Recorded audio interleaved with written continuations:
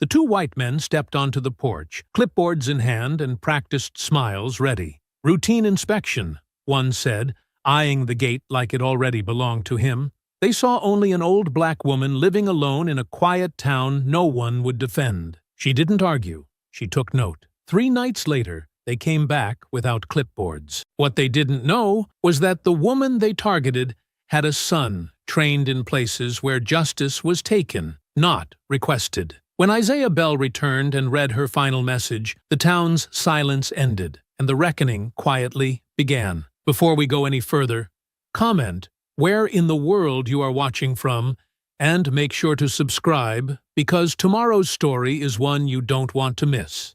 The soil along the porch steps had always taken a little more convincing, the earth packed tighter, shaded longer, as if it needed extra reassurance before giving anything back. Yet even there, beneath the stubborn weight of clay and shadow, Esther Bell knelt with the quiet patience of someone who knew how to wait. Her knees, cushioned by the faded green pad she'd cut from an old chair cushion years ago, settled into place with the familiar grace of ritual. She worked with slow hands, fingers pressed gently into the dirt, turning it over, loosening it just enough to breathe. She didn't speak, didn't hum. Not today. Only listened to the hush of wind across the garden fence and the distant trill of mockingbirds that had made their home in the pecan trees near the road. The air smelled of wet soil and soft green leaves, not yet scorched by the full summer sun, and as she leaned back to wipe her brow with the sleeve of her cardigan, Esther's eyes settled on the small clump of buds nestled low in the hydrangea bush. They'd been slow to bloom this year, and she'd worried the frost had stolen them altogether. But now, at last, they were opening. Pale violet, edged with silver, curling shyly toward the light like something sacred had survived despite the cold. She studied them for a long moment before standing slowly, her back stiff, her weight shifting cautiously as her joints reminded her that nothing moved as easily as it once had. She dusted her palms off against her apron, the blue fabric smudged with soil and time, then stepped carefully onto the porch and reached for the phone she'd left charging just inside the screen door. Her glasses waited beside the charger, always in the same spot, so she wouldn't misplace them. Slipping them on, she opened the camera, turned the phone toward the blossoms, and snapped a picture from just the right angle, framing the edge of the porch and the warm light falling across the wood like memory itself had come to sit beside her. With practiced fingers, she tapped the message field and typed slowly, adding a heart before she hit send. Hydrangeas finally came in. "Wish you were here to see it, baby." Miles away, beneath a different sun, Isaiah Bell sat on the edge of a narrow cot inside a steel-walled bunker where names were replaced with numbers and silence was the only language spoken with trust. His boots rested in the dirt, worn from a terrain that didn't belong to him, the laces streaked with the kind of dust that clung to everything, uniforms, weapons, skin, and never truly washed off. The mission was done, the final sweep complete, and yet none of them moved with ease.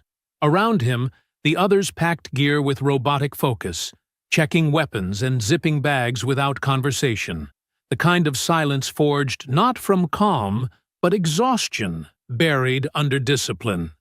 Isaiah leaned forward, elbows on knees, scrolling absently through the cracked screen of his phone, the glass smudged with the dirt of the last 12 hours.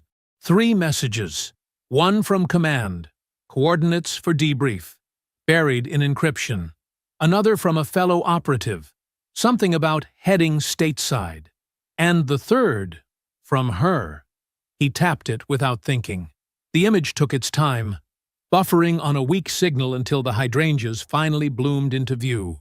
His mother had centered the blossoms in the frame, soft lavender petals folded like paper prayers, with a sliver of the porch railing casting a diagonal line through the background. Below the photo, her message sat quietly, waiting for acknowledgement. He read it twice.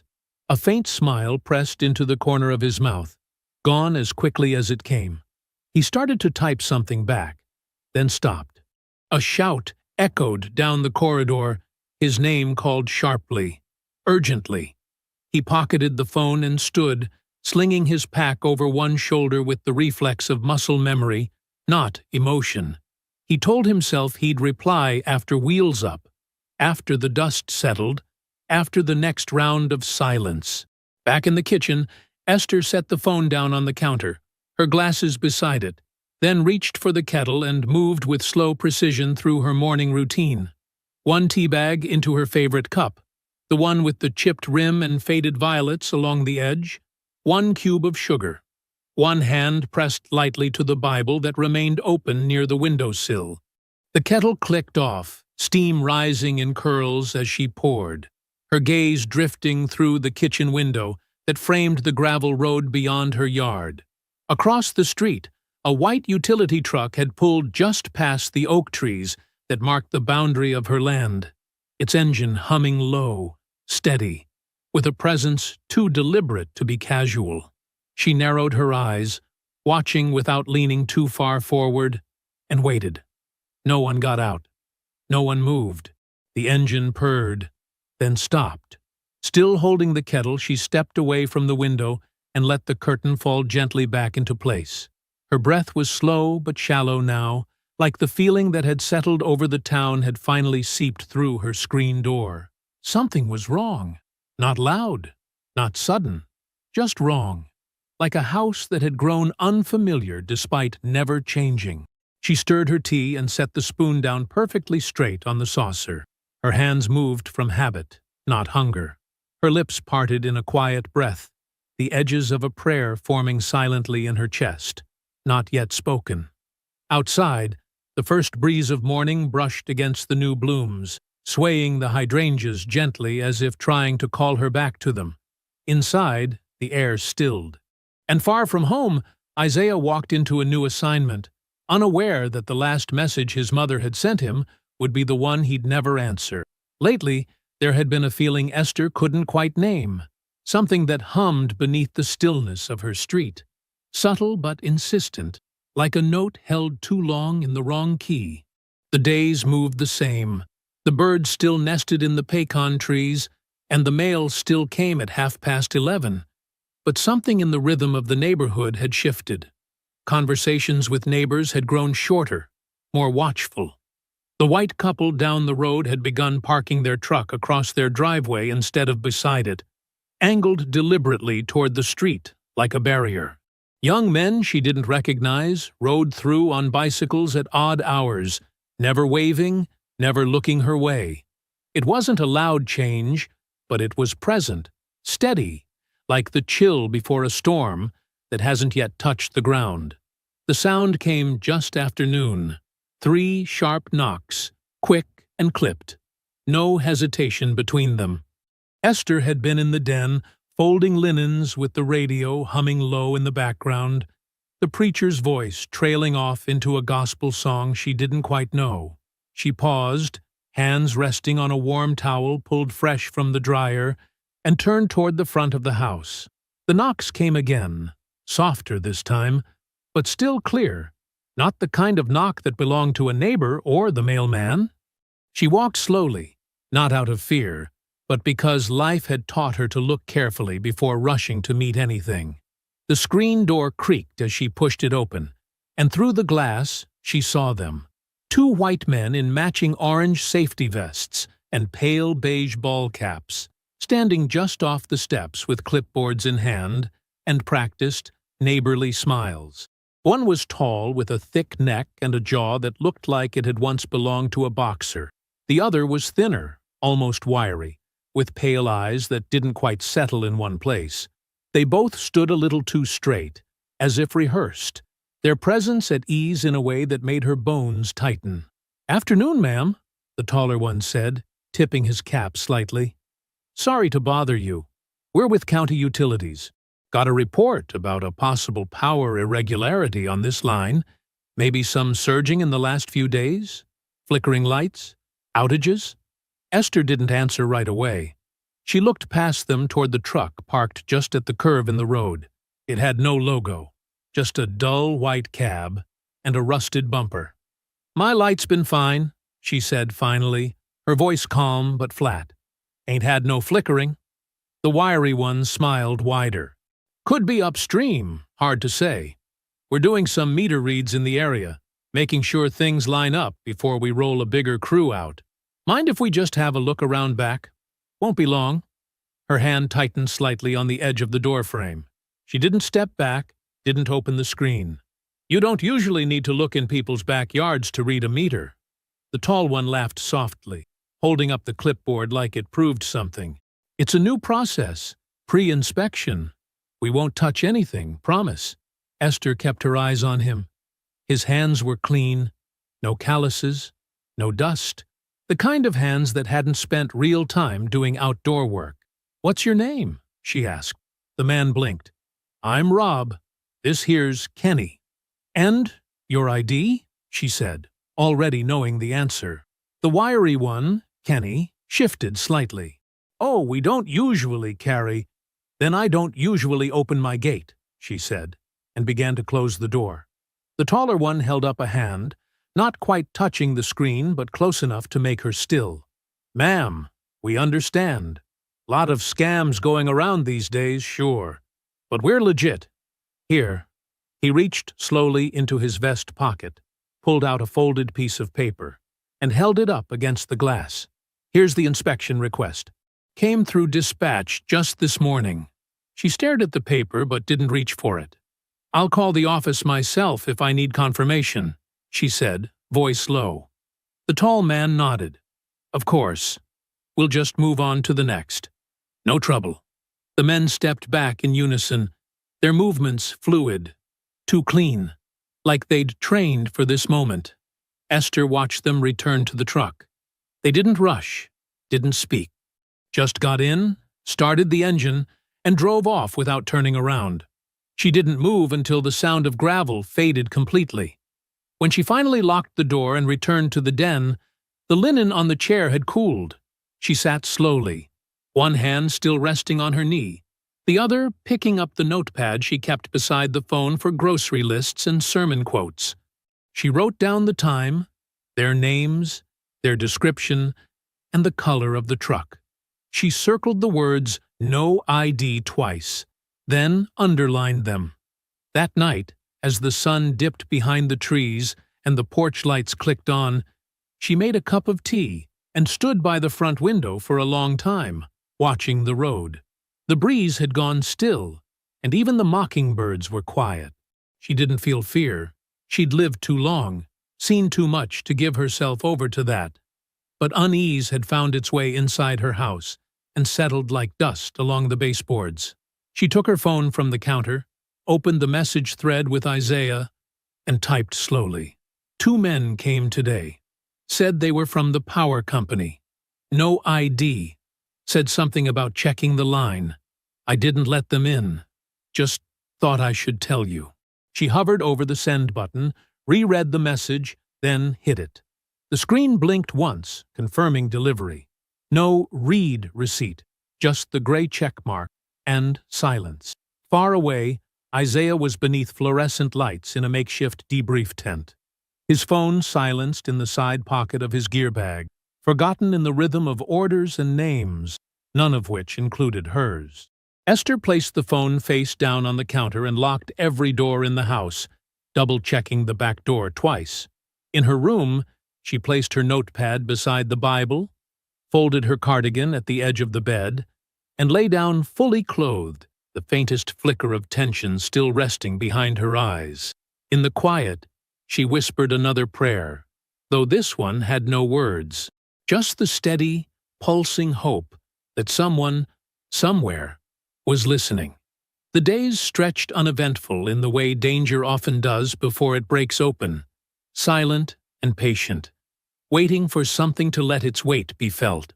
Esther kept to her routine, though her eyes lingered longer on the windows now, and her walks to the mailbox grew slower, more deliberate, with her head gently turning as she scanned the street, with an attention she hadn't needed to use in years. Her neighbors didn't seem to notice. Mr. Lancaster mowed his yard on Saturday like always. Miss Pauline waved from her porch swing. Her tiny dog curled up beside her like nothing in the world had shifted. But Esther knew better. Something in the air had changed, the kind of stillness that came before a heavy wind. It was on the third night after the first visit, just past 10, long after the porch light had flicked on and the street had gone quiet, that she heard them again. This time, there was no knock. It began with the crunch of gravel near the side fence, not loud, but purposeful. She had been sitting in her bedroom, her Bible open on her lap, rereading a passage in Psalms about deliverance, her glasses balanced low on her nose. The sound pulled her upright. Her breath caught before her body moved. She didn't turn on the light. She knew better than to give herself away with shadow. Instead, she rose slowly, her bare feet silent against the floorboards, and moved to the edge of the curtain by the side window. In the pale glow of the porch light, she saw them. Same two men. No safety vests this time. No clipboards. No smiles. The taller one walked along the side of the house with a flashlight angled low, as if pretending to check something. The wiry one lingered near the edge of the back gate, his head tilted like he was listening. Neither spoke. They moved like they'd already made up their minds. Esther's hand trembled slightly as she reached for her phone. No service. Just the spinning circle of a failed connection, and the quiet realization that she might be standing alone in more ways than one. The men began circling. They didn't come to the door. Didn't bother with pretenses. The flashlight passed by her kitchen window, paused, then moved again. A rattle came from the back gate latch. She could hear it jiggling, metal against metal, soft but insistent. She backed away from the window, moved through the darkened hallway toward the kitchen, stopping just long enough to retrieve her notepad from the counter and tuck it under her arm, as if it were a shield. In the living room, she flicked off the last light. Only the small lamp beside the hallway remained glowing, and she turned that one off too. The house sank into darkness. The rattling stopped. And then, a different sound. The soft scrape of something metal, dragging lightly across glass. She tightened her grip on the phone. Still no signal. She remembered the old landline, buried in the hall closet behind her sewing things, disconnected years ago. She cursed under her breath and moved instead to the bedroom, reaching for the photograph of Isaiah that stood beside her alarm clock. Him in uniform, standing straight-backed in front of a row of tents. The same slight tilt of the mouth that never quite became a smile. She clutched it tightly. She didn't cry. She sat on the edge of her bed and whispered a prayer, this time not just for strength or wisdom, but for time, for delay, for whoever was outside her house to find nothing worth continuing. Outside, the flashlight moved past her bedroom window once more, slower this time, like a question being asked. Then, finally, footsteps. Gravel shifting again, quieter, retreating. They were leaving. She didn't move until she heard the engine start. The headlights never came on. The truck backed down the road with its lights off, disappearing around the corner like something slipping beneath the surface of water. She stayed where she was for a long time after that, her hands folded tightly around the photograph, her eyes open, unfocused. It was nearly 2 a.m. before she stood again, crept to the window, and peeked out one last time. Nothing. She walked to the kitchen in silence and wrote everything down. The time, the route they took around the house, the gate latch, the flashlight, the lack of vests, the expressions on their faces. She wrote it all as if documenting the last hours of something sacred, as if the act of writing it could somehow protect her. She did not send Isaiah another message. She told herself he was busy, that he would read the last one, that he would call when he could. Far from home, Isaiah crouched in the shadow of a cargo bay, his rifle slung low, dirt caked across his cheek and collar, as the plane vibrated under him. Extraction was coming. He could hear the idle chatter of the other soldiers, low voices, clipped, the way people talked after a job they didn't want to remember. His body ached from the sprint, the drag, the fire. His hand moved unconsciously to his vest pocket, fingers brushing the phone but never pulling it out. There would be time later.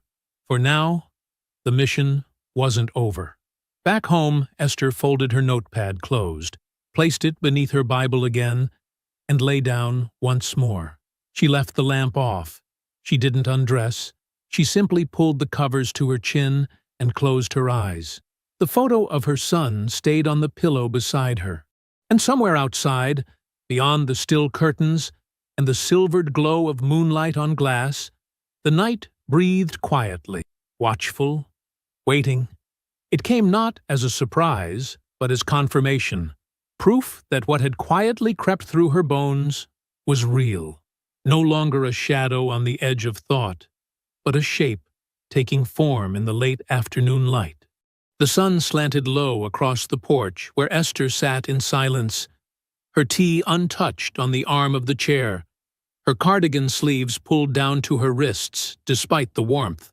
The hydrangeas near her feet had bloomed fully now, their petals thick with color, fragile in the way only things born too late in the season tend to be. Her hands, folded in her lap, rested atop her notepad, though she hadn't written anything since morning. She simply watched the road. The truck came back. Same make, same rusted bumper.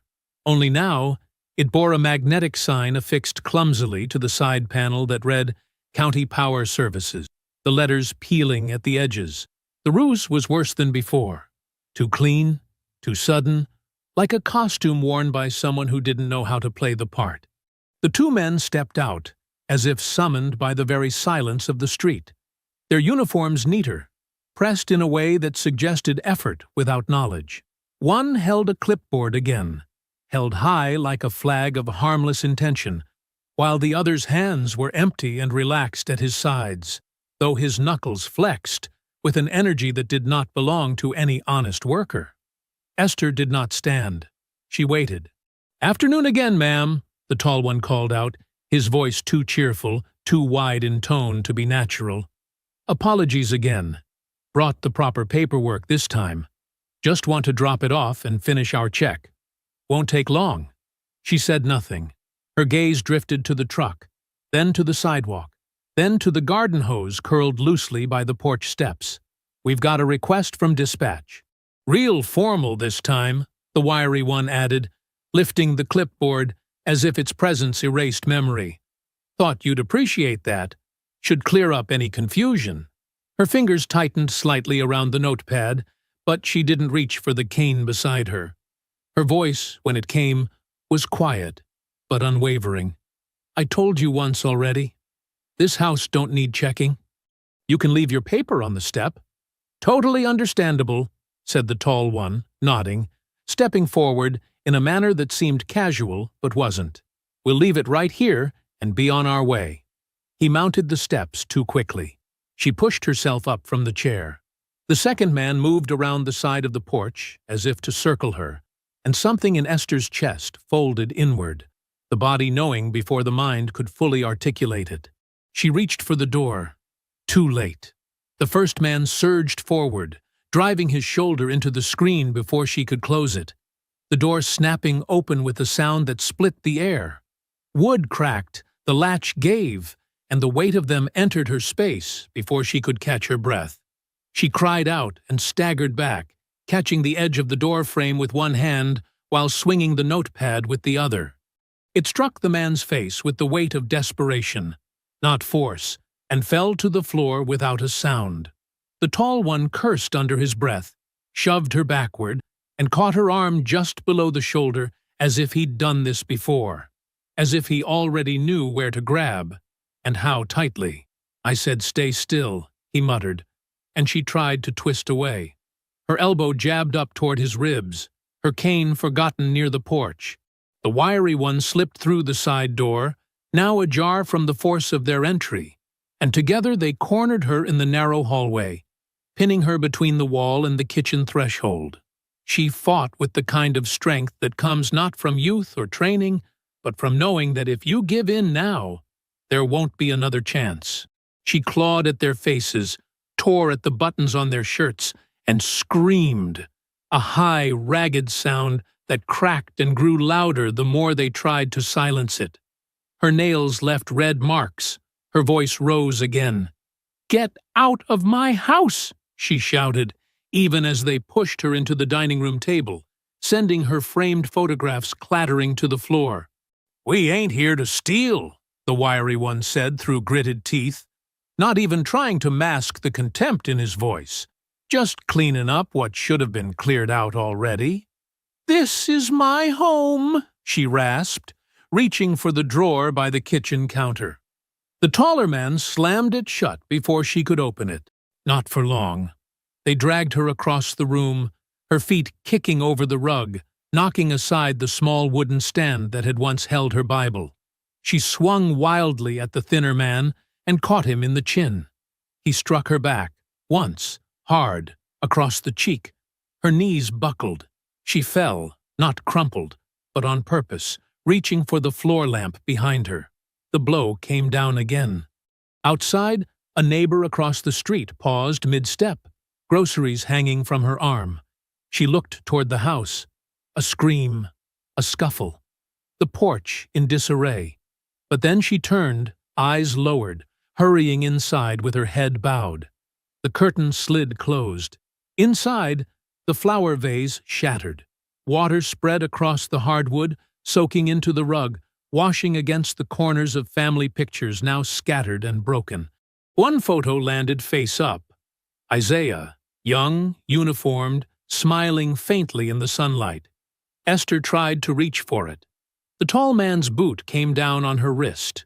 She bit her lip to keep from crying out again, her body still resisting, refusing to yield to the bruising weight of their assault, even as the force of them continued to overwhelm the space around her.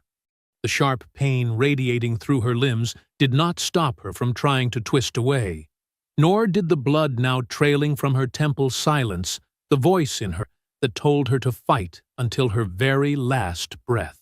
Her fingers reached instinctively toward the floor, toward the glimmer of her phone half hidden beneath the edge of the armchair, as if its familiar weight might still offer a chance to be heard, to reach someone, anyone, before it was too late. But just as her fingertips brushed the corner of the device, the taller man caught her wrist and slammed it against the floor with such brute force that the pain ricocheted through her shoulder, sending her vision blurring at the edges. The phone skidded further out of reach, disappearing beneath the chair in a scrape of plastic and silence. Still, Esther refused to stay down. Her elbow flared up toward the man's ribs, connecting with a dull thud that made him grunt. Not from injury, but from surprise. His reaction was immediate and vicious.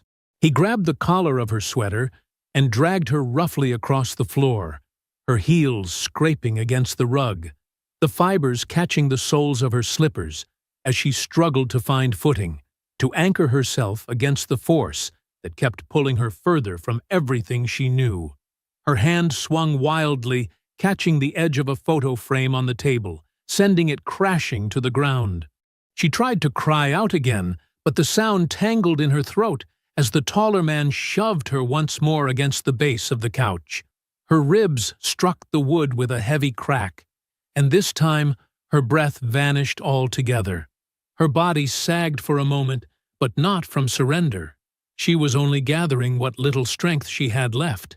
"My son," she rasped, voice gritty with pain and rising from somewhere deeper than her lungs. "My son's military. He's trained. He'll come back and find out what you did." There was no hesitation in her voice, no wavering plea, only the unflinching truth of a mother who believed in the man she had raised and who clung to the hope that speaking his name might stop what was already in motion. But the taller man looked down at her, unmoved, his face expressionless as he crouched beside her and leaned in so close she could feel the heat of his breath against her cheek. The stink of cigarettes and sweat made her eyes water. but she didn't look away.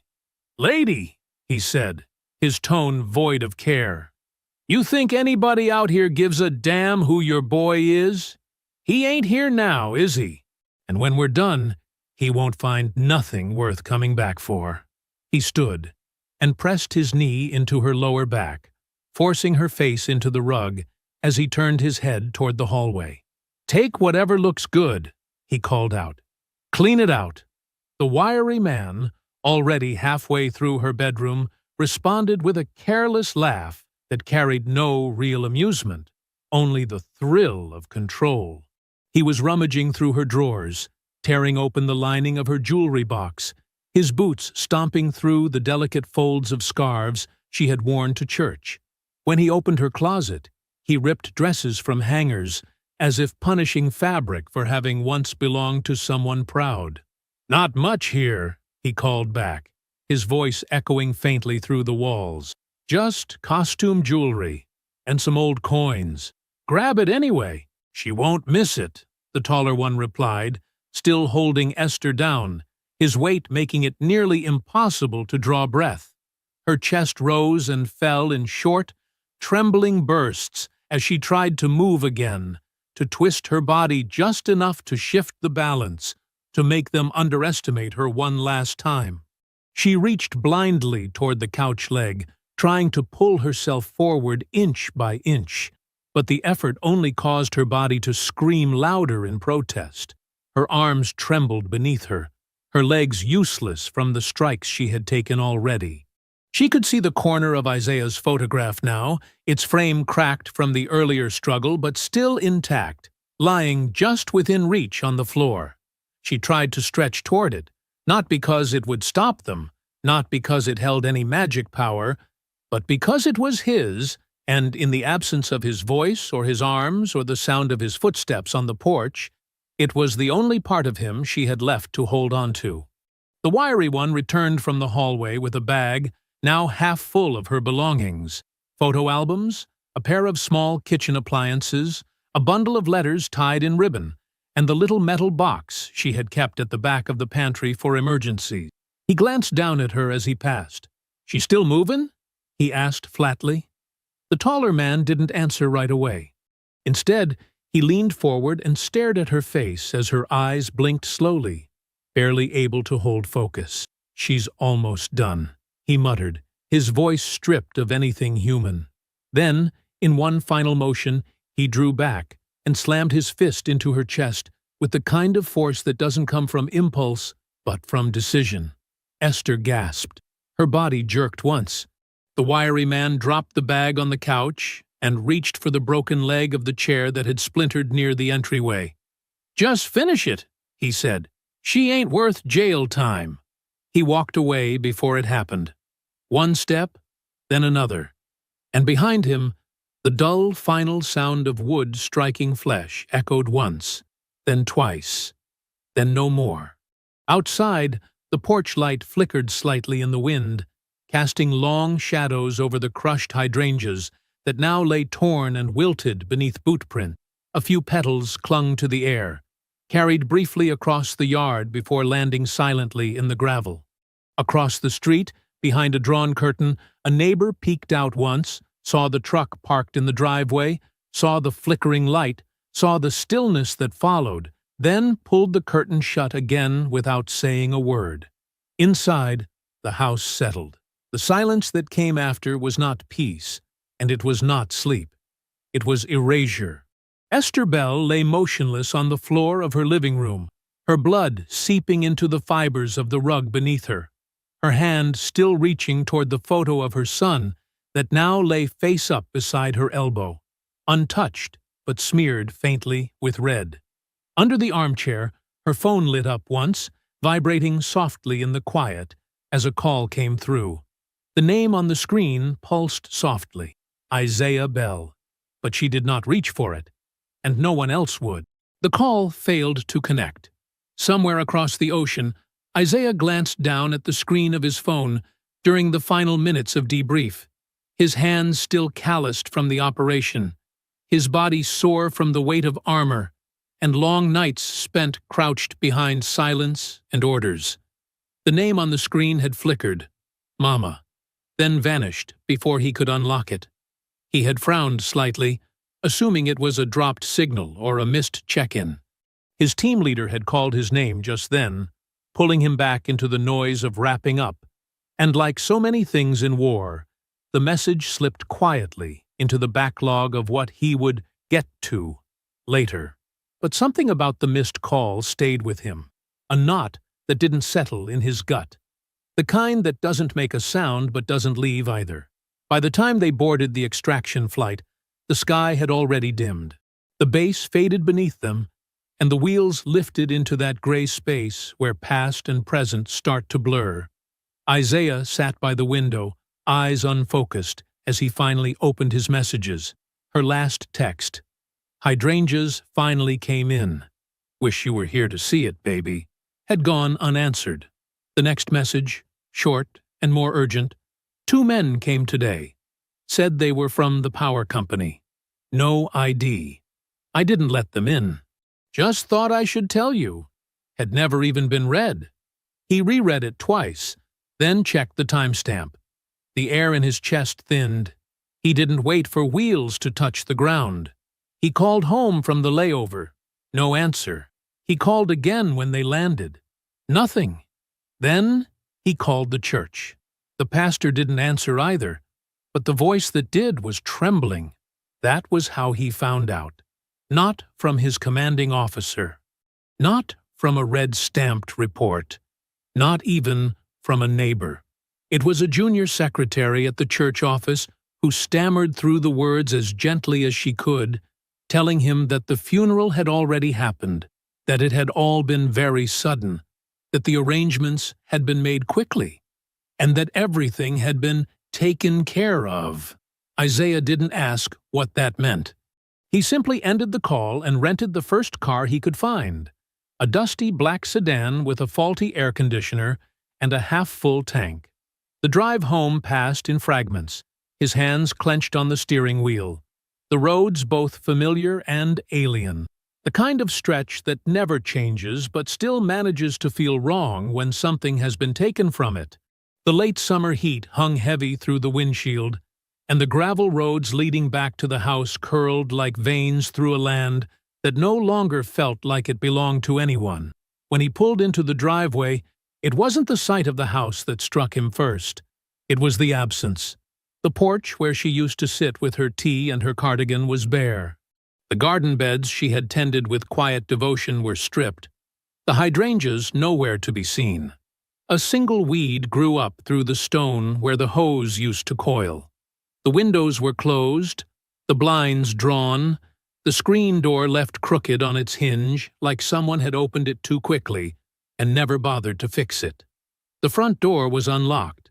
Isaiah pushed it open slowly, and the air that greeted him smelled faintly of bleach, dust, and something gone. The walls had been wiped clean. The floor had been swept. Everything looked as if it had been arranged by people who knew nothing about the woman who once moved through this space with care and purpose. The family photos were missing. The Bible was no longer on the side table. The radio no longer played the gospel station.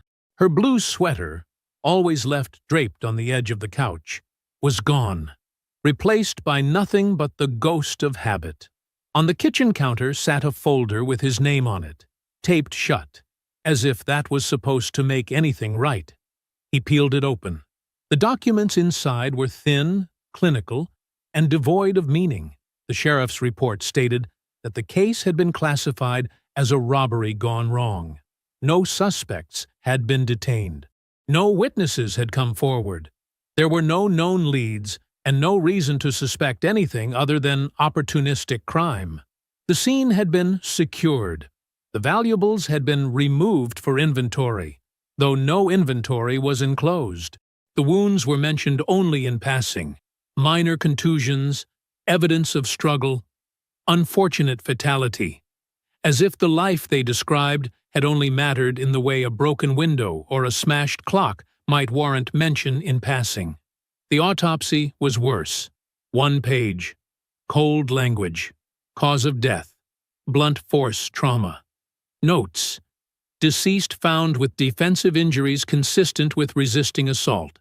No mention of time of death. No detail about the state of the house. No evidence gathered. No photographs. No apology. There had been a funeral, the papers said, held quietly, with a few members of the congregation present, arranged by the church board, closed casket, quick burial. Cemetery records indicated the plot had been donated. Her body had been put in the ground without him. He stood in the center of the living room, folder still in his hands, and looked around at the hollow shape of what had once been a home. The couch cushions were different. The rug was gone. The lamp had been replaced. Even the clock on the wall ticked a new rhythm, louder, out of place, like it had been hung by someone who just needed to make the room look full again. He crossed to the corner where her chair had always sat and knelt, brushing his fingers along the hardwood as if expecting to feel her presence there. But the floor was clean, too clean, bleached of everything, even memory. He stood slowly and walked outside. Across the street, someone pulled a curtain closed. Down the block, a car door shut, then restarted its engine without pause. He walked house to house, knocking, calm and deliberate, his presence alone enough to stir discomfort. 2 neighbors answered. One mumbled sympathy. The other said they didn't want to get involved. The rest did not open their doors at all. By the time he returned to the porch, the sun had nearly set. He stood there for a long while, one hand on the splintered rail, his eyes locked on the driveway where the tire tracks had never been brushed away. That night, he slept on the floor of the living room, beside the folder and the empty side table, facing the spot where the picture of him had once stood. He didn't move. He didn't cry. He didn't pray. He simply lay still, eyes open, waiting for the sun to rise. And when it did, he rose too. Not as a son mourning a mother, but as a soldier returning to a war that had come home in his absence. The morning light filtered slowly through the window panes, draping across the floor in streaks of pale gold that did not warm the space so much as illuminate its emptiness. The living room, stripped of photographs and memory, sat untouched since the previous day, its hollow quiet interrupted only by the subtle groan of the house settling under the weight of something that no longer lived there. Isaiah remained still for several minutes after waking, lying flat on his back in the very center of the room, his eyes open and fixed on the ceiling, his arms resting loosely at his sides, the same position he had fallen into when night took him, not from sleep, but from exhaustion and restraint. There was no plan in those early hours, only a choice. He stood slowly, joints stiff from the hardwood floor, and moved through the house not as a visitor, but as someone reclaiming something that had been taken. His mother's bedroom remained just as cold and cleared as the rest, her closet door slightly ajar, revealing only hangers and a box of church hats stacked neatly like forgotten crowns. Isaiah opened the old cedar trunk at the foot of her bed and found it mostly empty, save for a folded flag from his father's funeral and a stack of letters wrapped in twine, their corners yellowed and soft with age. He didn't touch them. Not yet. By late morning, he drove into town in the same rental sedan, its interior still warm from the sun and faintly scented with cracked leather and old pine air freshener. He did not stop at the store. He did not pass through the church. He drove straight to the sheriff's department, pulling into a half-full parking lot where the flag on the pole barely stirred in the breeze. The office inside was modest, 3 desks, 2 filing cabinets, and a wall covered in a corkboard with notices no one had read in weeks. The woman at the front desk greeted him with the same practiced smile she had likely offered to every passerby who walked through that door. She glanced at his name, recognized it, and her smile faltered slightly before gesturing toward the back office. Sheriff Wyatt Colton emerged a minute later, the creak of his belt audible as he adjusted it over his hips, his thumb hooked casually beneath the leather like he had nowhere else to be. He did not extend a hand in greeting, nor did he offer condolences. His tone was flat, casual in a way that felt rehearsed. "Figured you'd turn up eventually," he said, leaning against the doorframe like a man who had answered this kind of question before and didn't expect to answer it again. Isaiah held the folder under his arm, its contents still unchanged, still infuriatingly blank. "You want to tell me why your report reads like someone broke a window? Not a body?" The sheriff exhaled through his nose, a gesture that managed to sound both tired and mildly annoyed. "We did what we could with what we had. No signs of forced entry. No hard evidence of a struggle beyond what we documented. The place had already been disturbed before we got there. No cameras in the area. No reliable witnesses. We logged it, processed the scene, wrote it up. Sometimes these things happen." "She didn't just fall down, Sheriff," Isaiah said, his voice low and even, each word carefully controlled. "She fought." "Yeah," Colton replied with a shrug. "Old folks usually do. Doesn't change much in the end." Isaiah didn't blink. "You found her with bruises, broken ribs, blood on the rug, and you logged that as a routine robbery?" The sheriff tilted his head, still leaning comfortably against the frame. "Like I said, no suspects. No one saw anything. We've got 2 deputies and 50 miles of county to cover.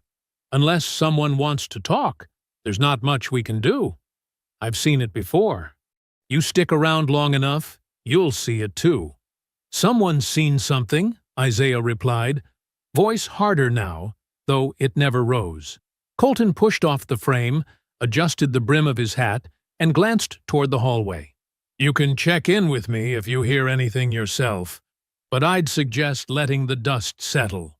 Stirring things up won't bring her back." Isaiah stared at him long enough for the silence between them to stretch uncomfortably, then turned and walked out of the station without another word. He didn't slam the door. He didn't look back. He simply stepped into the heat of the afternoon and walked through it like it had no hold on him. The rest of the day passed with the same steady clarity. He visited each house on the block, knocking with patience, listening to the scrape of curtains being drawn back and the slow click of locks being turned behind doors that had once welcomed his mother with pies and polite conversation. Some opened only halfway. A few didn't open at all. The words they offered, if any, were hollow, crafted with care to say nothing of value. One neighbor spoke of how kind she had been. Another said it was a shame. A third said it was the world they lived in now, as if that excused everything. By dusk, Isaiah returned home with nothing useful. No names, no faces, no confessions, just the tightness in his chest that had only grown heavier with each unopened door. He walked through the house slowly, pausing in each room to scan the walls, the corners, the windows. He pulled down the attic stairs, climbed into the dry heat of the crawl space, and found the old footlocker she had kept tucked behind holiday boxes and worn luggage. The lock was old, but not rusted. He opened it and stared at what remained of the past life he had tried to forget. A combat knife, clean and sharp, a flashlight, a utility belt, civilian gear that looked like it had been left for someone who would one day return. He ran his hands over each piece, checking for wear, then laid them out on the bed in the room that no longer felt like his mother's, but had not yet become his. He did not eat that night. He did not speak. He only prepared. By the time the moon rose high over the yard and the breeze began to rustle the weeds where her garden once stood, Isaiah was already walking the length of the backyard, his boots silent on the soft earth.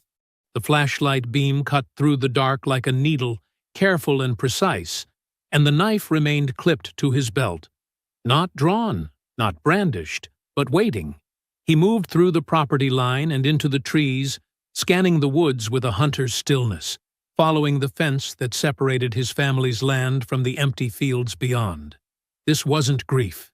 This was war, and the first step had already been taken. The road out of town curled through the woods like a lazy question, lined with cracked pavement and overgrown ditches, a place that hadn't seen repaving in years, but still carried the secrets of the people who used it after dark. Isaiah's truck, an old matte black F-150 he had traded his rental for in cash from a man who didn't ask why, moved without sound beneath him. The windows were down, the engine kept low. He wasn't driving fast. Speed was for people who didn't know what they were looking for. Isaiah did. He'd spent the last 3 days listening, not just to people, though that had offered nothing, but to patterns, truck schedules, gas station chatter, bar deliveries, empty stretches of road that suddenly saw movement at night. It was in a conversation outside a bait shop, between two men who didn't realize he was parked close enough to hear, that he caught the detail that mattered. Someone had been bragging about cleaning out another one of those places, and someone else had laughed and said, "That one didn't go easy." They didn't say her name. They didn't have to. The bar was a rusted, low-ceilinged shack pressed against the woods just off a forgotten side road, where the neon lights outside barely flickered anymore, and the parking lot was mostly gravel, stained with years of engine oil and cigarette ash. It sat like a wound left to fester, attracting the kind of men who worked without licenses, paid in cash, and bragged too loudly when they thought no one important was listening. Isaiah didn't go in. He waited outside in the truck, one hand resting against the steering wheel, the other holding the tattered notebook he had begun filling with names, descriptions, license plates, anything that moved wrong, looked wrong, or stood too close to memory. When he saw the man step out just after 11, beer in one hand, phone in the other, Isaiah didn't need confirmation. He knew by the posture, the way the man looked both relaxed and tense at once, as if still reliving something that made him feel powerful. His gait was the same as it had been in the footage Isaiah had recovered from a backlot security camera at a feed store down the block from his mother's street. Grainy, low quality, but enough to catch the signature limp and heavy left heel.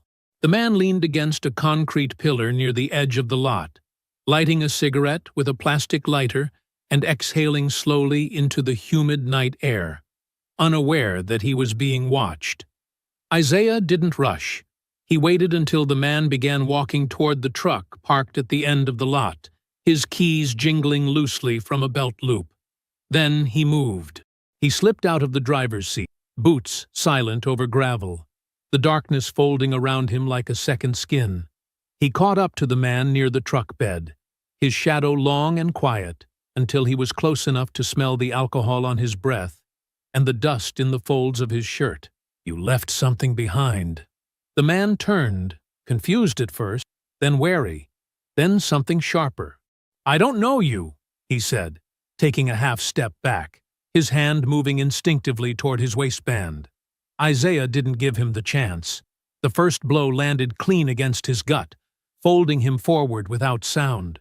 The second came across his jaw, redirecting the momentum and sending him sprawling sideways into the bed of the truck. The cigarette flew from his fingers, the lighter clattering to the ground. Before the man could recover, Isaiah had already closed the distance, grabbed the collar of his shirt, and slammed him against the tailgate with a force that echoed into the trees. "You were at her house." The man gasped, one arm flailing, the other reaching behind him for something Isaiah had already taken. A folding knife, now lying useless on the gravel. "I don't know what you're—" Isaiah drove his knee into the man's ribs with surgical precision, the impact not wild, but controlled, trained to rupture without killing. The man screamed, tried to twist away, but Isaiah's forearm pressed against his throat, pinning him like a board beneath weight.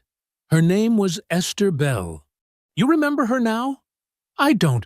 I swear to God." Isaiah pressed harder, not enough to cut air entirely, just enough to remind him that lies wouldn't last long out here.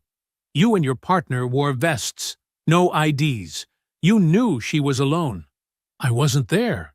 I just heard—" The second rib snapped beneath pressure, and the man howled, slumping under Isaiah's grip. She was my mother, Isaiah said, voice quiet, eyes unflinching.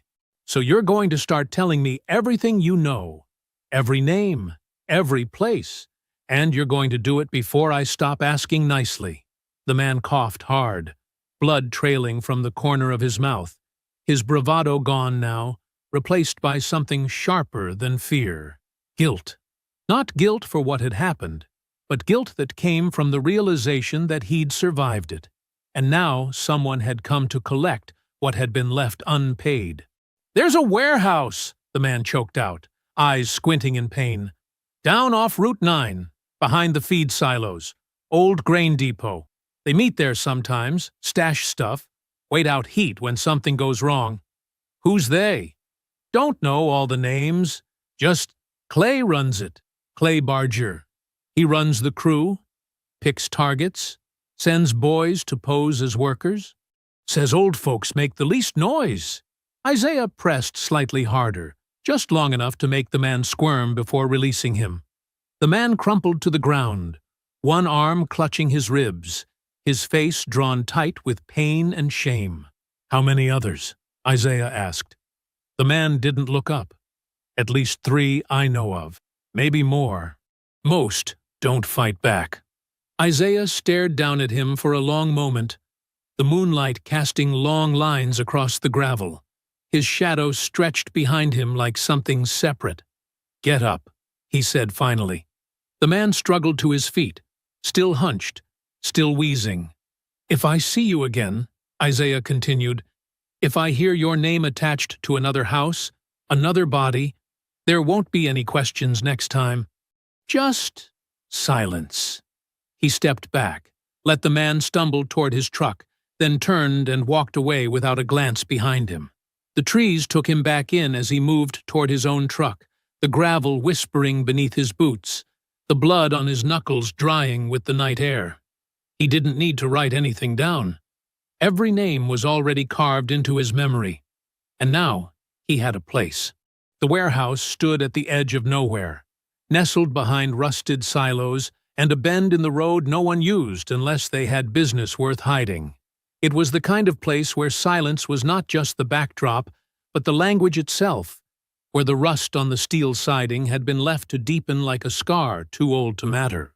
There was no signage, no lighting, no visible cameras, only a half-hung chain on the gate, and tire tracks leading in that had been made too recently to be abandoned. Isaiah didn't park at the gate. He left his truck a full mile down, concealed under an oak-lined ditch behind a row of trees thick enough to swallow headlights. He moved on foot, the early morning air still cool enough to keep his breath shallow, his steps measured in the quiet cadence of someone trained not just to arrive, but to enter, pass through, and leave, with only memory behind. When he reached the side entrance, the lock offered no challenge. He opened it with a twist and stepped inside the dark with the steady control of a man who had never needed light to see clearly. What greeted him was not chaos, but cold order. Rows of crates, makeshift shelving lined with bags, boxes, folded goods, and shallow plastic bins labeled with counties and dates. The air smelled of plastic, old paper, and dust, with an undertone of oil and mildew, like someone had tried to clean a place that still remembered every crime it had sheltered. He walked slowly between the aisles, not looking for confrontation, only confirmation. A stack of ceramic figurines caught his eye, most chipped, some shattered. A box of kitchen tools, mostly dull, lay open beside it. Then, beneath a warped table piled with costume jewelry and small electronics, he saw something that stopped him in place. Her glasses. The left lens still bore the faint hairline crack from where she had dropped them 2 winters ago. The earpiece had that same pink tinge, faded now, but unmistakable. He picked them up gently, turning them over in his hand, his breath quiet but uneven. He didn't speak. He didn't blink. He simply closed his fist around them and slid them into his jacket pocket, without ceremony. Then he poured the gasoline. There was no hesitation as he moved through the structure, marking every aisle, Every crate, every shelf that held pieces of lives stripped from homes just like hers. He moved without anger. Anger was for people with time to burn. Isaiah only had enough time to make sure no one else walked through this place and mistook it for anything less than a burial ground. He lit the match just after sunrise. The fire didn't roar. It crept. It grew quietly, feeding on wood, on cardboard, on photographs, on half-folded receipts and old furniture legs. And then it caught fully and began to consume. He was gone before the roof cracked inward. The smoke spread fast.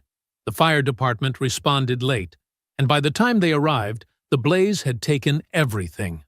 No alarms had been triggered. No witnesses lingered. But those who were meant to see the message saw it. They felt it. And some of them panicked. By mid-afternoon, word had already moved through the network. Some called it bad luck. Others called it retaliation. But one man didn't wait to see which it was. Reese, a low-level runner, rarely mentioned in the same breath as the core crew, but known to handle pickups, drop-offs, and quiet sales, had disappeared by sunset. He didn't tell anyone. He didn't return home.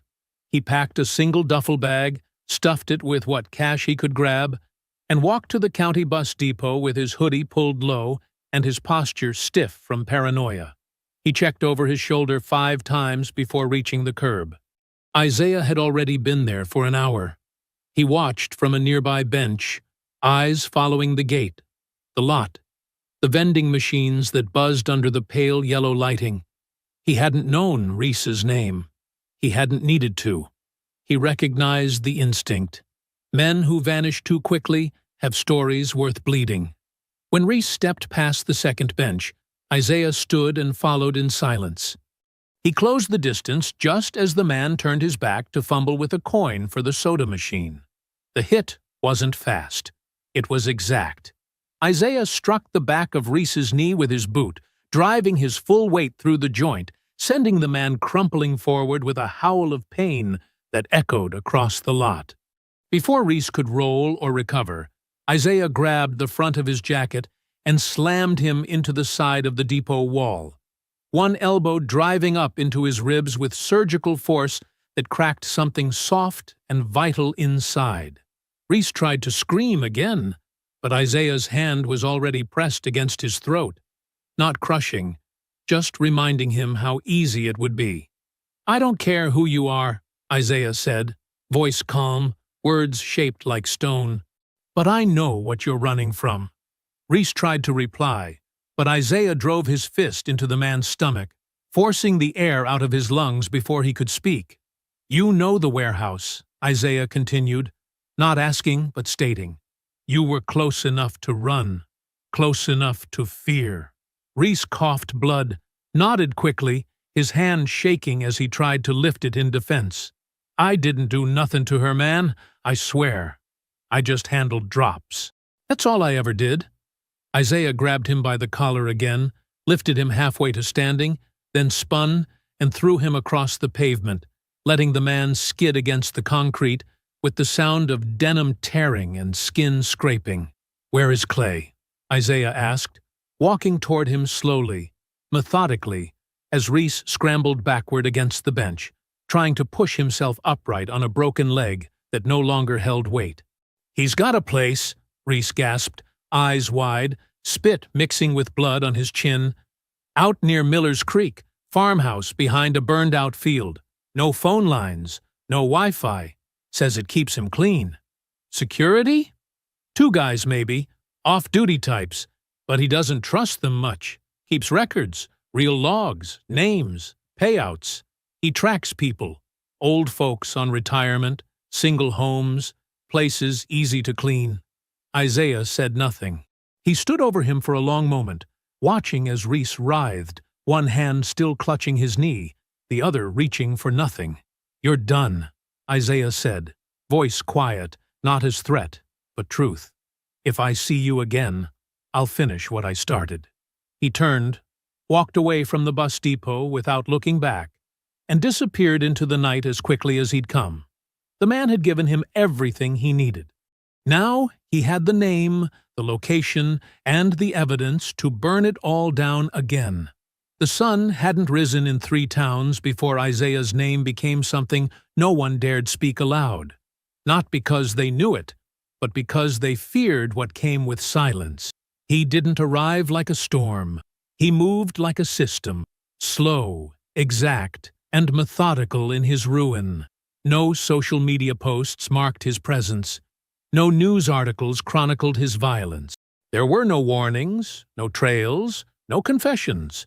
Just broken men, quiet disappearances, and an unspoken certainty that someone out there had begun tearing through the gang from the inside out. It started with a man named Cutter. He wasn't part of the core. He ran tools mostly, stolen drills, saws, equipment taken from garages left cracked open in the night. He thought he'd gotten out clean after the warehouse fire, thought the heat would die down if he kept his head low. But Isaiah found him behind the back exit of a pawn shop in Alton, stepping out with a bag full of merchandise tagged from 3 counties. He didn't approach with rage. He approached in silence, his steps measured, the tension in his shoulders completely relaxed. Not from peace, but from certainty. Cutter noticed too late. Isaiah had already driven him face first into the trunk of his own car by the time his hand reached for the weapon tucked beneath his shirt. There was no yelling, no flourish. Isaiah dislocated Cutter's shoulder with a snap that echoed through the alley, then forced him to the ground with one knee pressed against the back of his neck. When the questions came, they weren't shouted. They were spoken in the low, clear tone of someone who expected answers because the alternative had already been measured and prepared. Isaiah didn't need a name from him. He needed the connection, the pipeline, the meeting spots, the collection houses, and Cutter, choking on blood and snot, gave up everything in under 10 minutes. Isaiah took photos of what he found in the trunk: pill bottles, fake IDs, a folder of elderly homeowners with notes scribbled in the margins: widowed, no security, garden tools visible, easy entry. He didn't call the police. He left Cutter cuffed to the iron fence behind the pawn shop and disappeared into the night. The next was Mace. He worked cash drop-offs, small-town enforcer who fancied himself tougher than he was. Isaiah found him at a roadside bar east of Hollow Ridge, mouthing off to a waitress who had already told him twice she wasn't interested. Isaiah waited until he staggered out to relieve himself behind the dumpsters, then grabbed him by the collar, spun him around, and delivered 3 calculated blows to the abdomen and 1 across the throat. Not enough to crush the trachea, but enough to drop him flat. Mace didn't talk until his left wrist bent the wrong way, and even then he tried to posture. Isaiah didn't indulge him. He forced the man to recite names, payment cycles, dates of planned hits, and who they'd paid off in the last 6 months to keep patrols away from certain neighborhoods. Then he took a photo of the man's busted face, documented the money transfers on a burner phone pulled from Mace's pocket, and erased the rest. Mace was found 2 hours later, tied to a park bench with a note duct taped to his chest. "This is for the quiet ones, for the ones you thought no one would miss." The message spread. Not on paper, not online, but through the kind of channels used by cowards and criminals. Coded calls, encrypted threads, whispered warnings traded behind car windows. Each man taken wasn't just wounded. He was emptied, made to relive every act he thought would never find consequence, every home he'd violated, every face he'd laughed at on the way out. The bodies didn't pile up. Isaiah wasn't reckless. He wasn't a murderer, but he was a reckoning, one that took its time. Back in the hills, in a farmhouse nestled behind a field of wild grass and dying fence posts, Clay Barger watched the threads of his operation fray in real time. He sat in a dark den, a laptop open, a digital map on the screen lit with markers that had once meant revenue and now meant risk. Clay had always considered himself smart, smarter than the brutes he hired, smarter than the police who barely blinked at the reports, smarter even than the system that made his entire enterprise possible. He had planned his network with precision, chosen his victims with logic, and stayed just distant enough from the front lines to keep his hands technically clean. But the pattern unfolding now was different. This wasn't police work. This wasn't rival turf war. The hits were too clean, too exact, and too personal. Whoever was moving through his crew wasn't sending a message to the organization. He was sending a message to him. Clay clicked through one of the photos he'd received that morning. Mace, bloodied, hand splinted crudely, eyes swollen shut. The message on his chest was what caught Clay's attention. The quiet ones. Clay sat back, fingers steepled, the room around him empty of sound. That phrase meant something.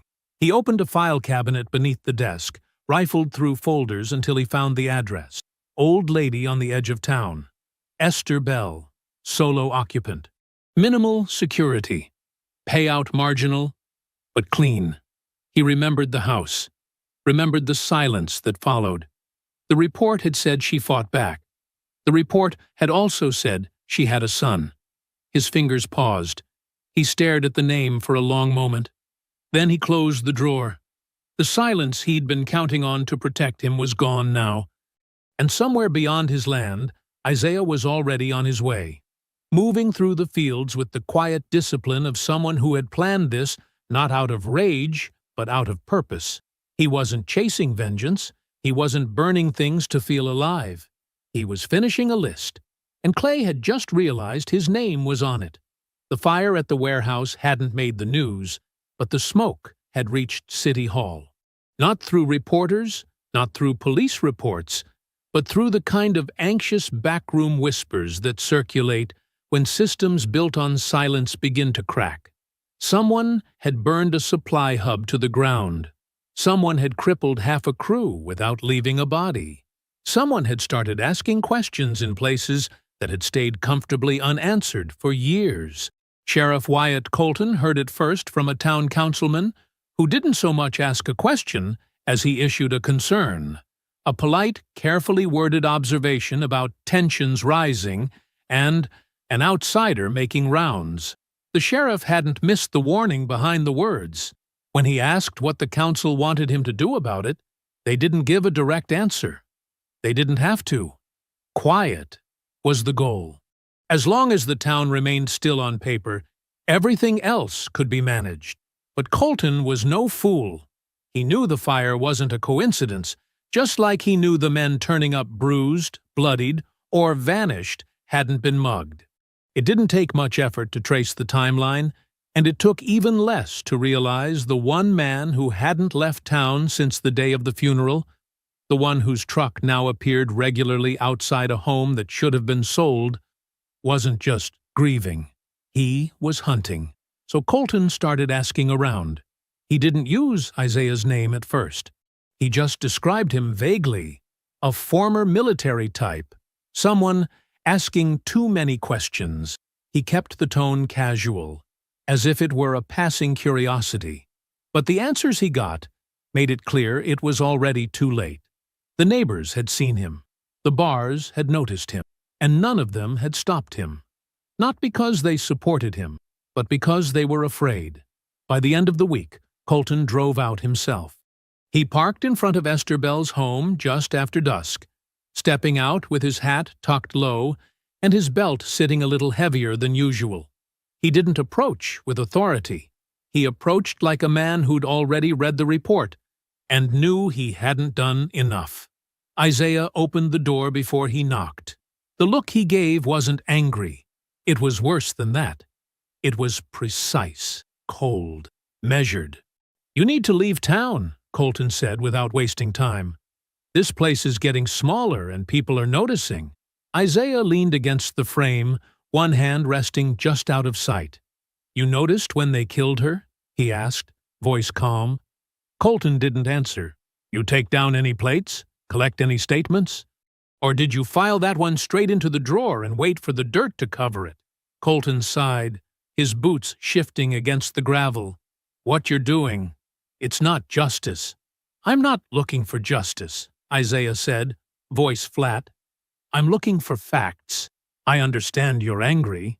"No," Isaiah said, his eyes narrowing. "Angry was 3 weeks ago. This is something else." Colton adjusted his hat and looked past Isaiah into the dark house, then nodded once. "You've made your point," he said quietly. "Now let it be." Isaiah didn't reply. He closed the door. But later that night, when the town had gone quiet again, when the sheriff's cruiser had returned to its lot, and the lights above the station flickered under tired wiring, Isaiah came back. Not as a visitor, not as a citizen, but as a ghost. He moved through the alley behind the sheriff's office with the ease of someone who had studied every camera angle, timed every patrol car, and already mapped out the lock rotation on the back gate. The door gave after 3 seconds. The inner hallway was dark, the desk lamp left on by a deputy too tired to finish the shift. Isaiah didn't hesitate. He slipped past the front room, into the records office, and closed the door behind him. The filing cabinets were old, labeled by year. He ignored the digital terminal entirely. He knew better than to trust a system with a delete key. What he needed was still on paper, buried because someone had wanted it forgotten, not removed. And sure enough, in the drawer marked 2023, Missing Complaints, he found her name. Esther Bell. 4 entries.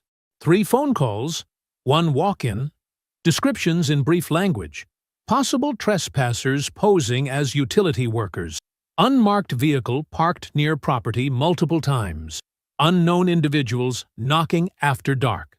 Each report had been stamped with the same outcome. No further action required.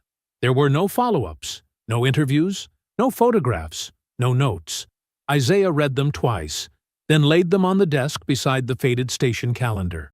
He opened another folder labeled Internal Complaints. 1 entry stood out, handwritten, dated months earlier. It mentioned multiple calls from the same street.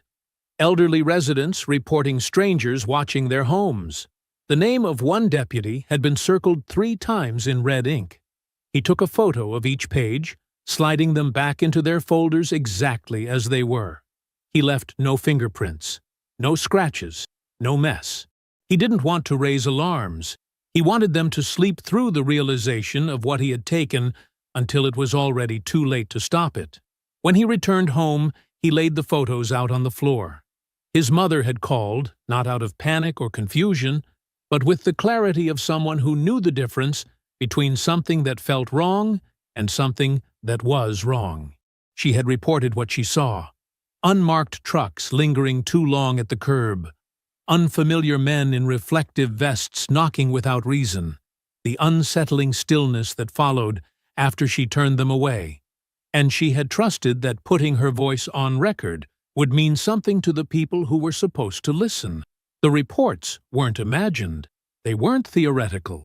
They were written down in pen and dated, then filed away in drawers that had never once been opened to follow through. She had reached for help, and in return, she had been logged and forgotten. The failure wasn't born from ignorance. It was born from a decision, from a quiet, deliberate choice to treat her concerns as unworthy of urgency, to dismiss her presence as one more aging voice on a street the town had already decided didn't matter. The truth sat plainly in Isaiah's hands now. Photographs of complaints, transcripts of ignored warnings, and a complete absence of action from men who had every opportunity to do the smallest thing that might have saved her life. They hadn't just failed her by inaction. They had erased her by design, excusing their silence with the same language that had buried countless others before her. Isaiah remained seated on the floor for a long while, surrounded by the weight of paper that should have protected her.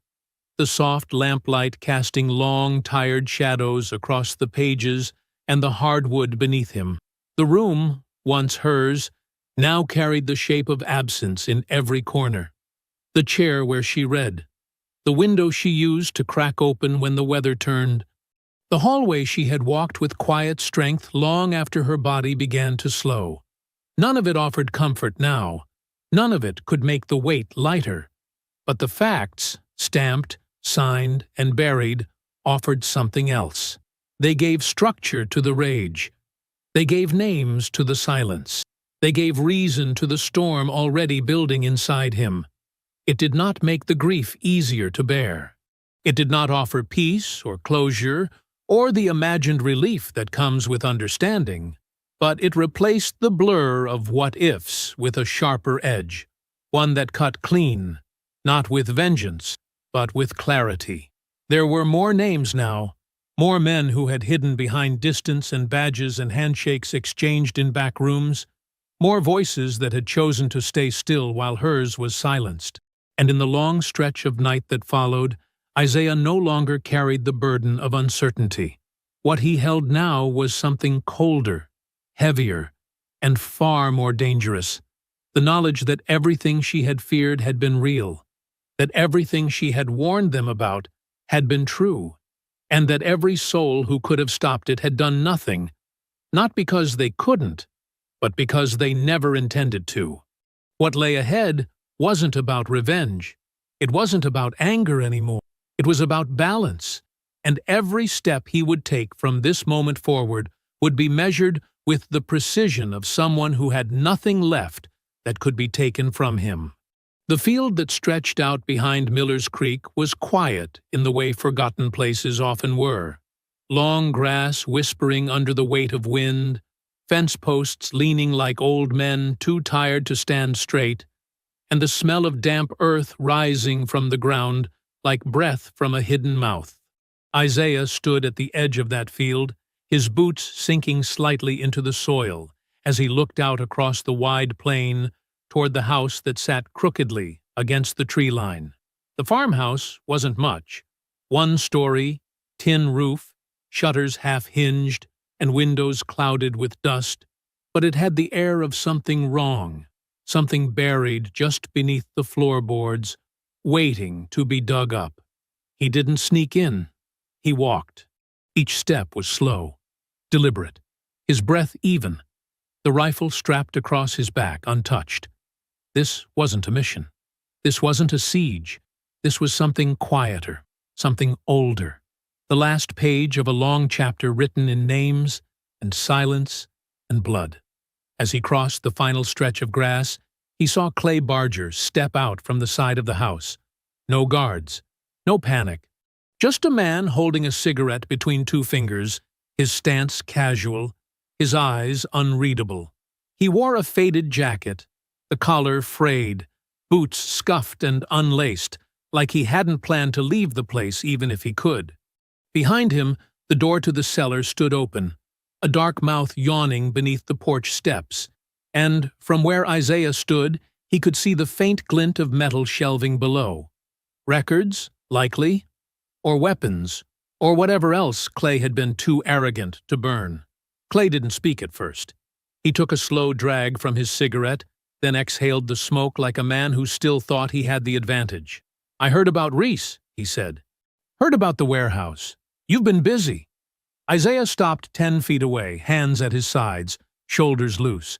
He didn't answer. Clay nodded slightly, as if that had been expected. "Look," he said, "I don't blame you. She was your mother. I get it. You want someone to answer for what happened. But this," he gestured around him, toward the empty land, the sagging porch, the broken path that led to nowhere. This was never personal. It was just business, just easy. Still, Isaiah didn't move.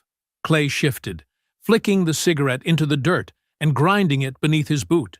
"You think I started this?" he continued. "You think this town didn't offer it up on a plate? You think the sheriff didn't know? The neighbors? Hell, half of them looked the other way before we even stepped on the porch. We didn't force anything. We just walked through doors that were already open." Isaiah's jaw tightened, but he said nothing. "You want me to say it was wrong?" Clay asked, his voice rising slightly. "Fine. It was wrong. It was cruel. But don't come here pretending like I'm the only one who made this place rot. I didn't build the system. I just used it." Isaiah took one step forward, slow and final. Clay's face twitched. Not fear exactly, but awareness. "All right then," he muttered, tossing his jacket to the ground. "I guess we're past talking." And then he moved, fast. Clay charged low, hoping to catch Isaiah off balance, his fists up, his stance wild, but practiced in the way of someone who had survived more brawls than battles. But Isaiah didn't flinch. He pivoted hard to the left, his forearm catching Clay's neck and redirecting the momentum past him. Clay stumbled, caught himself, and spun back with a right hook meant to break bone. Isaiah ducked it. His fist came up under Clay's ribs with a thud that knocked the air from the man's lungs, and before Clay could retreat, Isaiah grabbed his collar, yanked him forward, and slammed his knee into the man's gut with a precision that had nothing to do with rage and everything to do with training. Clay grunted, doubled over, and twisted violently, throwing Isaiah off just enough to stagger him back a step. Clay lunged again, this time tackling Isaiah around the waist, and the two of them went down in a crash of limbs and dirt, fists flying, elbows landing wherever they could connect. Clay's knuckles grazed Isaiah's jaw, but Isaiah answered with a sharp strike to the side of Clay's head that left the man blinking. They rolled once, twice, each trying to gain the top position, but Isaiah broke free and rose first, his chest heaving, sweat slicking his forehead. Clay scrambled up, spitting blood, a grin flickering at the edge of his mouth, like he still believed he could turn this. "You fight like a soldier," he said, circling now, his fists raised again. "But this ain't war. This is dirt. You bleed the same as any of us." Isaiah didn't speak. He just stepped forward again. They met in the center of the field, the sun bleeding into the horizon behind them, casting long shadows that stretched toward the house like ghosts reaching for something lost. Clay struck high, aiming for the face, but Isaiah caught the wrist mid-swing, turned it outward, and slammed his palm against Clay's elbow in one clean motion that snapped the joint with a sound that ended whatever pride the man had left. Clay screamed, tried to swing with the other hand, but Isaiah ducked, twisted, and delivered a brutal strike to the base of Clay's spine that dropped him to one knee. Still, Clay fought. With his good arm, he surged upward, throwing a desperate punch that caught Isaiah across the cheek and drew blood. But Isaiah didn't even blink. He grabbed Clay by the collar, lifted him off the ground, and drove him backward against the trunk of a low, twisted tree at the edge of the clearing. Clay's head snapped back against the bark, dazed, and Isaiah stepped back, waiting. Clay stumbled forward, his body shaking, one arm limp at his side, the other clutched across his ribs. He looked up, eyes unfocused. "This wasn't supposed to happen," he said quietly. "She wasn't supposed to die." But Isaiah no longer heard him. He was already moving again. The second wind came not from strategy or strength, but from the place in Isaiah's chest where grief and rage had collapsed into one another, forming something sharper than either, something that did not burn, but cut. He watched Clay stagger, blood trailing from his mouth, one eye swelling, the left side of his jaw already purpling beneath the bone. Still, Clay stayed on his feet, shoulders rising and falling as he tried to square his stance again, one arm limp, the other trembling as it lifted back into guard. "You think killing me fixes this?" Clay spat, slurring now, barely able to stand. "You think this makes her come back?" Isaiah didn't answer. He stepped in. The punch landed clean against Clay's ribs, and Isaiah followed it instantly with an elbow across his temple, then a knee to the gut that forced the air from Clay's lungs in a soundless exhale. The man dropped, but Isaiah grabbed him mid-fall and drove his back against the tree again, held him there with one hand at his collar while the other delivered another blow, then another, until Clay's legs gave way and his weight slumped forward into Isaiah's chest. But Isaiah didn't let him fall. He shoved him backward, let Clay drop to the dirt in a heap, then circled slowly, breathing through his nose, blood dripping from the corner of his mouth, sweat streaking down his brow. His fists clenched and unclenched, not out of hesitation, but from the force of trying to hold back the part of himself that wanted to end it now, to break something that could never be unbroken. Clay rolled onto his side, groaning. She wasn't supposed to be home, he muttered through broken teeth. We were just gonna scare her, push her out, take the house. You know how many people just walk away when we lean hard enough? He tried to sit up, but Isaiah was already there, crouched low, grabbing the front of Clay's shirt and yanking him upright. My mother didn't walk away from anything, Isaiah said, his voice quiet, every syllable so controlled it felt like pressure building in a sealed room. She stood her ground. You made sure that got her killed. Clay swung clumsily. A half punch meant more for pride than pain. But Isaiah deflected it easily, twisted his wrist, and slammed Clay's face back into the dirt. Clay let out a cry, muffled by earth. But Isaiah didn't loosen his grip. He turned Clay over and drove his forearm into his chest, pinning him in place as his other hand landed 2 more strikes across the jaw. Brutal, clean, unrelenting. Each impact echoed louder than the last. Isaiah wasn't fighting a man anymore. He was fighting the night he didn't get to say goodbye. He was fighting the image of her glasses, cracked, tossed into a bin like nothing. He was fighting the sound of her silence, her phone buzzing under the armchair, her hand too far to reach it.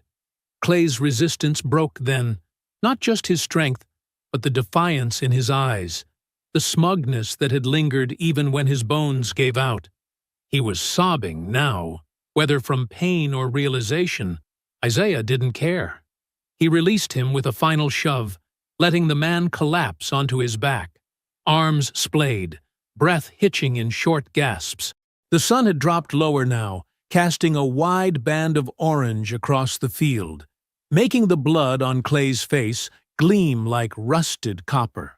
Isaiah stepped back, chest heaving, fists still clenched, his entire body trembling, not from fatigue, but from the restraint it took not to end it. Clay turned his head, barely able to lift it. His lips parted. I didn't kill her, he rasped. I didn't go inside. But Isaiah had already heard enough. He grabbed the collar of Clay's shirt one last time, lifted him to his knees, and stared directly into the man's ruined face. For a long moment, there was only the sound of the wind moving through the field, the creak of the old house behind them, and the faint whistle of birds retreating into the trees. Then Isaiah leaned in, his voice quiet, firm, final. You sent them! And with that, he drove one last punch into Clay's temple, a punch not wild with rage, but weighted with certainty, and Clay's body dropped limp, collapsing onto the grass like a man made hollow by his own sins. He didn't move again. Isaiah stood over him, his breath slowing, his hands raw, his muscles burning from the length of the fight. But there was no satisfaction in his face, no triumph, only the stillness of a man who had done what needed to be done, not for revenge, but for balance, for dignity, for the name they had tried to erase in silence. He didn't say a word as he turned away from the body. He didn't look back. There was no speech, no eulogy, no final act of closure to make it clean. Just a field, a broken man, and the weight of justice falling quiet at last. By the time the coroner's van rolled up the dirt path toward the farmhouse behind Miller's Creek, Clay Barger's body had already cooled beneath the shade of the gnarled tree where the final blow had landed. There were no signs of forced entry, no witnesses willing to step forward, and no statements filed that could place Isaiah Bell at the scene. But even in silence, truth has a way of rising, slow, undeniable, and patient enough to find the cracks in any system built on avoidance. The death wasn't ruled as murder. There were too many bruises on Clay's knuckles for that. Too much blood spread between both men to suggest anything but a fight. Self-defense was whispered in the office of the deputy who first arrived. Quiet nods replaced formal charges. No one pressed for more. No one asked where Isaiah had gone, because everyone already knew, and none of them wanted to admit it. Back in town, the warehouse fire was officially declared an accident, though every deputy who read the report saw through it. And when the documentation surfaced weeks later, photographs of stolen items catalogued without police intervention, names attached to cash drops, files that had been hidden beneath the sheriff's own records, it became clear that the rot hadn't just existed in the crew. It had seeped into the very people who had been charged with keeping the peace. Sheriff Wyatt Colton resigned. He called it retirement, blamed the pressure on the department, said he was tired of the politics, tired of being questioned. But everyone knew what it meant. A civilian complaint, attached to a handwritten letter from Isaiah that never reached the press but circulated quietly through the right hands, outlined 4 separate calls made by Esther Bell in the months before her death. Each one logged, each one dismissed. By the time the internal investigation began, 2 deputies had already disappeared. One was caught attempting to flee the state under an alias, driving a stolen vehicle packed with burner phones and a false badge. The other was found in a motel near the county line, trying to scrub hard drives that contained decades of surveillance records and unfiled reports. His arrest didn't make headlines, but it sent a message to anyone watching from the shadows. The gang itself didn't recover. Without Clay's network, without the security of silence and the cover of lazy enforcement, they scattered. Some tried to regroup under new names. Others went back to the towns they came from, pretending they had never worn the patch or handled the money. But every one of them who had been part of what happened to Esther, every man who had stepped foot inside that house, every man who profited from her death, who watched while she fought and begged and still didn't walk away, had already been visited. Some limped, some vanished, and some simply refused to speak about what happened at all. No trial ever came, no formal reckoning in court. But the community changed in quiet ways. Homes that once stayed dark after sunset began turning on their porch lights again. The church congregation, long thinned by fear and indifference, returned one by one, nodding silently to the seat where Esther used to sit. Her name was spoken more now than it ever had been while she lived, spoken not in mourning, but in acknowledgement, in honor, a woman who saw danger coming and still stood at her door.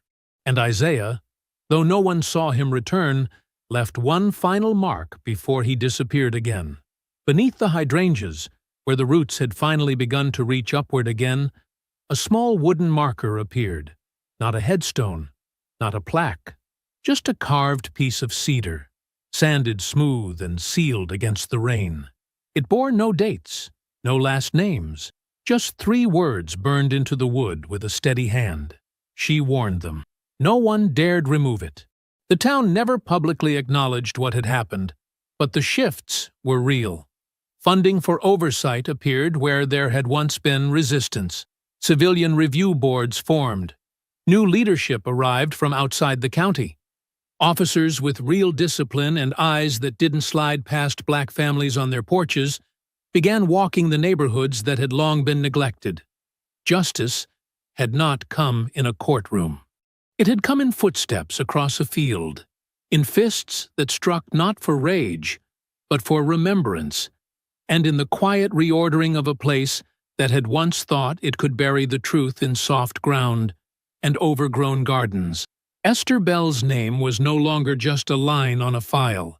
It had become a landmark. And though Isaiah was gone again, no forwarding address, no family left to call, no trace left on any grid, his presence remained in every uneasy glance over a shoulder, in every patrol car that now paused longer at stop signs, in every house where someone finally felt safe enough to sleep with the windows open again. He had not stayed to explain what he did. he had never needed to. The gravel shifted softly beneath Isaiah's boots as he stepped once more onto the land he had not meant to return to. The rhythm of his footsteps quiet but steady as he approached the house that now stood more as memory than home. Time had not been kind to the structure. It had not collapsed, but it had settled into stillness, the porch sagging slightly where her rocking chair used to rest, the siding dulled by sun and silence, the windows now clouded with dust that no hand had reached out to wipe away. The hydrangeas were gone. Not just dead, but uprooted. The beds where she had once crouched with her wide-brimmed hat and gardening gloves now collapsed into uneven ground, the soft order of her care long since overrun by neglect.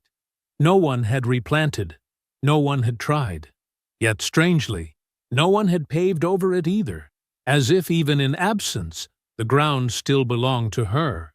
He moved up the steps with deliberate calm, his hand brushing the railing that still held the faint groove where her fingers used to rest each time she came outside to check the sky. The door opened easily, and the air inside met him with the stillness of something held in place by memory. The room had not changed. The curtains remained drawn. The furniture wore its quiet, like a coat. There was no scent left, but the atmosphere felt thick with her presence, soft, unwavering, anchored. He walked through the hallway slowly, his fingers grazing the wall that led to her bedroom, pausing once at the framed photograph of their old church group, where her smile had once steadied him through long deployments and uncertain years. He stepped through the doorway to her room, and the sight of the bed, still made, still undisturbed, pulled something deep in his chest that he could no longer brace against. He knelt at the foot of the bed, with the quiet instinct of someone retracing a step he had not realized he needed to take. He lifted the dust skirt and reached beneath with practiced steadiness until his hand found the familiar shape, the worn leather of her old Bible, kept wrapped in a dish towel to protect it from the dust and age. When he drew it out, it fell open in his lap, the pages swollen from years of turning, corners bent, the spine barely holding. There was a photo tucked between the back cover and the final pages, creased, aged, but untouched. It was them. He was in uniform, young, square-shouldered and weary, but smiling. She stood beside him, her arm through his, her hat tilted just slightly against the sun, her eyes bright with a pride so quiet it could never be faked.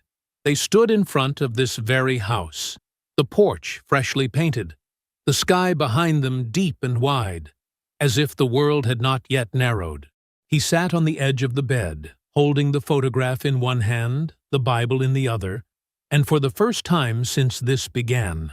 Not when he buried her, not when he fought clay, not when the justice he carved bled through the town. He let himself feel the full gravity of what was lost. He had returned. He had brought fire, fists, fury. He had torn through every gate meant to keep the truth buried and laid bare the weight of complicity that had nearly swallowed her life in silence. And yet, she wasn't here. She would never be here again. There was no welcome, no voice, no touch of hand against his back to tell him that it was over now. But the absence did not feel hollow, because justice had come, not in headlines or courtrooms, not in parades or polished speeches, but in the simple and final truth that no man who took part in her destruction had walked away untouched. The gang had been dismantled, their hierarchy broken, their silence turned against them. Those who had stood by, neighbors, officers, officials, had been stripped of the cover they thought would protect them forever. The sheriff was gone. His lies were documented. The town's peace no longer stood on a foundation of denial, but on the memory of the woman they ignored until it was too late. And the weight of it all, the years of looking away, the nights filled with footsteps and false promises, had finally come due. Justice had not been loud. but it had been complete. Isaiah sat there for a long while, his shoulders hunched forward, the photograph pressed flat against his thigh. The Bible still open to a page she had marked years ago in fading ink. He did not cry. Not again. He had already left his tears in this house, buried beneath the floorboards, soaked into the grain of the kitchen doorway and the edge of the windowsill where the light still spilled gently in, like it remembered her shape. He rose, with slow, even motion, placed the Bible back beneath the bed with care, and smoothed the corner of the blanket she had always folded with exactness. The picture he kept. It wasn't for the world. It was for him. He left the room without looking back, crossed the hallway one last time, and paused at the door only to feel the weight of the doorknob warm against his palm. The air outside had cooled slightly, the field at the edge of the yard swaying in rhythm with the dusk, and the porch creaked under his feet in a way that made it feel like the house exhaled. He stepped down onto the path, letting the evening light fold around him. There were no reporters, no town officials, no neighbors waiting with quiet thanks. There was only the house, only the land, only her. And in the quiet, Isaiah Bell knew that the fight was over. Not because the wounds were healed, but because the silence had been broken. And that, finally, was enough. I hope you enjoyed that story. Please share it with your friends and subscribe so that you do not miss out on the next one. In the meantime, I have handpicked 2 stories for you that I think you will enjoy. Have a great day.